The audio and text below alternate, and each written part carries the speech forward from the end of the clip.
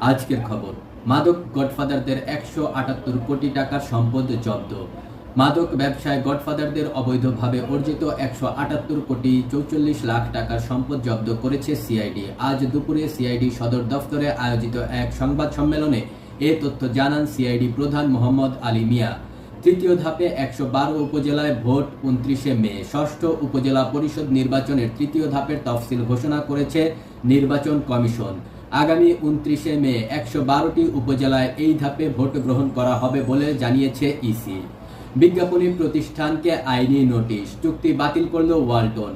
ওয়ালটনের আদর্শ ও নীতিমালার পরিপন্থী রূপান্তর শিরোনামের নাটক প্রচার করায় বিজ্ঞাপনী প্রতিষ্ঠান লোকাল বাস এন্টারটেইনমেন্টকে আইনি নোটিশ পাঠিয়েছে ওয়ালটন। পাশাপাশি প্রতিষ্ঠানটির সঙ্গে সব ধরনের চুক্তিও বাতিল করেছে ওয়ালটন। ৭৫ বছরের মধ্যে রেকর্ড বৃষ্টি, মরু শহর দুবাইয়ে বন্যা।